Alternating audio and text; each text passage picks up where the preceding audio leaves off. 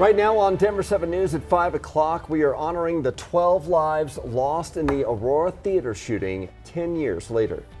Survivors heal in different ways and they all have different journeys. We feel like we've all gone through a metamorphosis from 10 years ago from the tragedy and to where we are now.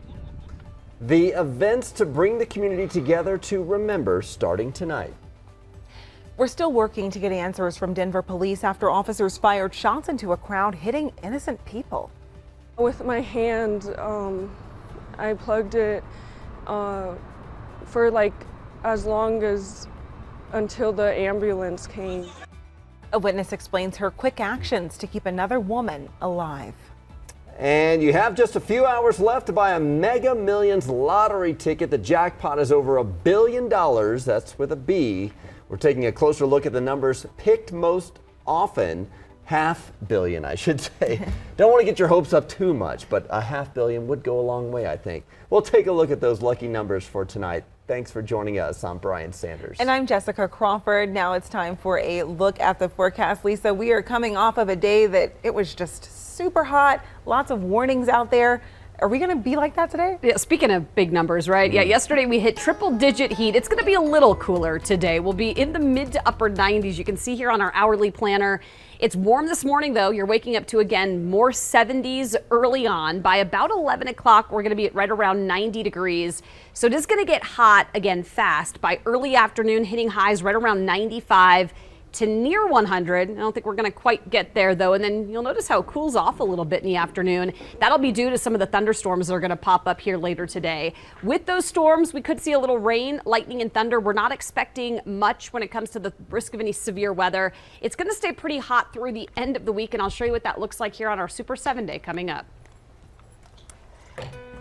And I'm keeping an eye on a crash in Denver this morning. This is at 6th Avenue and I-25. We keep getting updates on this one, and now I'm learning that both the on and off ramp in that area are closed. This is the CDOT camera in the area. It moved a little bit on me, but you can see those flashing lights right here showing that the ramp is closed. Let's go ahead and go to the map. I'll show you what area this is in right here. I still got the yellow up, but it actually has turned red, so that's a good sign that if you can avoid that area altogether. Go ahead and look at your drive times. We got the south of town westbound C470 from Wadsworth to I-70, 14 minutes. Eastbound running you about 12 minutes. Not bad at all on this Tuesday morning. Eastbound I-270 from I-25, 6 minutes.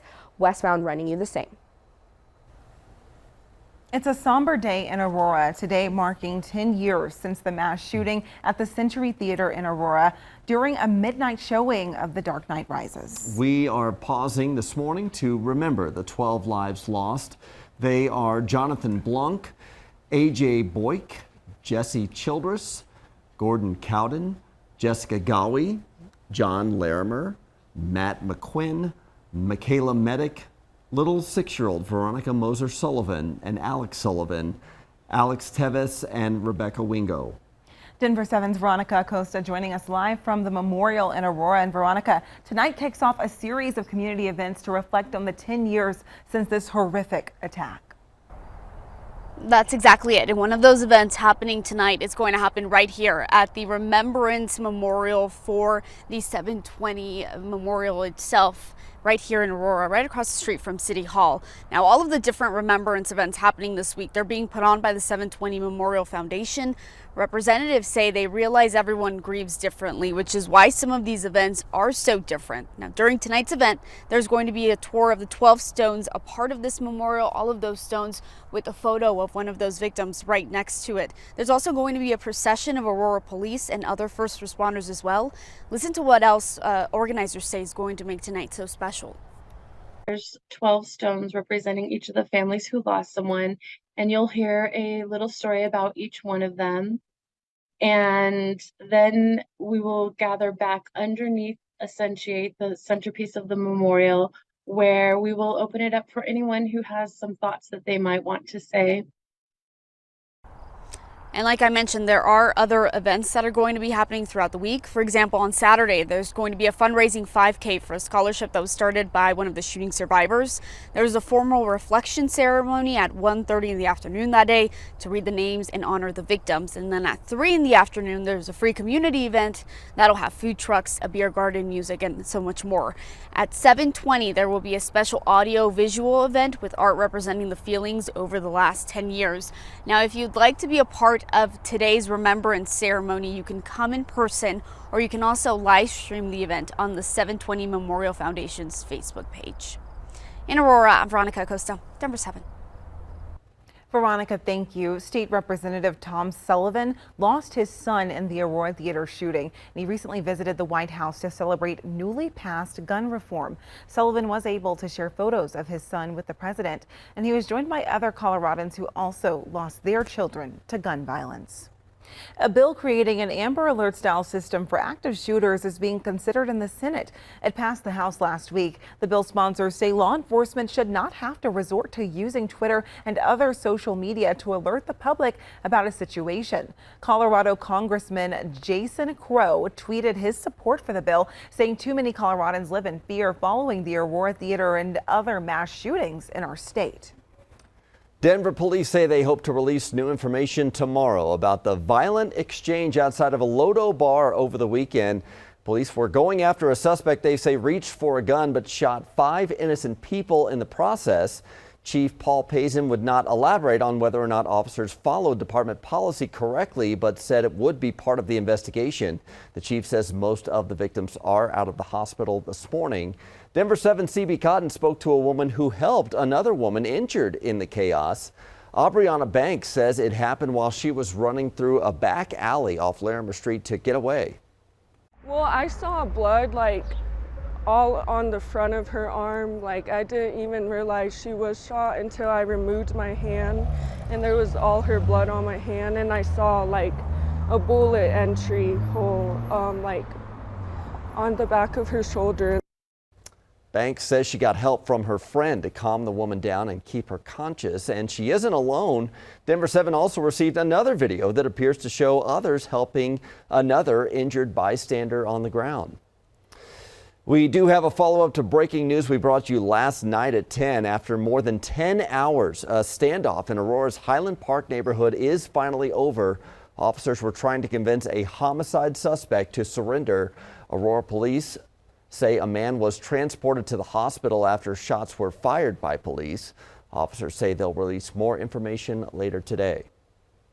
Many Marshall Fire victims in Louisville want to rebuild, but a tax is leaving people frustrated and unsure of what to do next. Denver 7's Christian Lopez joins us live from Louisville. And Christian, those raw emotions will be on full display at tonight's City Council meeting.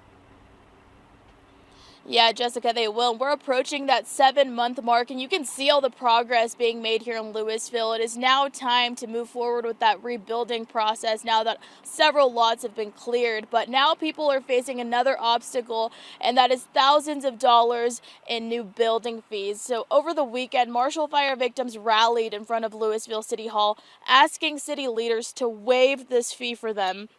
The message during that protest was very clear and directed towards City Council. The Louisville use tax rate for new buildings is 3.6%, and that is an average of about $25,000 for every new home. Fire victims say they never planned on having to build new homes, so they want the city to do something to help them, especially because they're already dealing with so many unexpected financial burdens. It's frustrating to have to sit and wait. I think the whole community is standing up and saying, well, of course, this is what we need. We need financial help relieving us of some burdens. Either council can do something and pass an ordinance to rebate them, or we can go to the voters ourselves directly. And several people argue that the city can do something to waive this tax because Superior did it months ago. City leaders will be discussing this during their council meeting tonight. We're live in Louisville this morning. I'm Christian Lopez, Denver 7. Families in Denver's Lincoln Park neighborhood are getting a new grocery store today. The Osage Mercado offers affordable, culturally relevant food and fresh produce. The store's cafe has been serving breakfast and lunch at 11th and Osage for the past month. The cafe and Mercado are run by Denver Housing Services to create educational and employment opportunities for young people. We have 3 sort of unique programs within YEA. We have our Osage Cafe, which focuses on the culinary arts. We have Art Street, which focuses on the creative arts. And then we have Decatur Fresh, which is our market in Sun Valley that we opened in 2021. And that's really focused on retail management and customer service. The store opens today at 2 p.m. and there's free food today, but thanks to a Healthy Food for Denver Kids grant, anyone under 18 can stop by at any time for a free and healthy snack.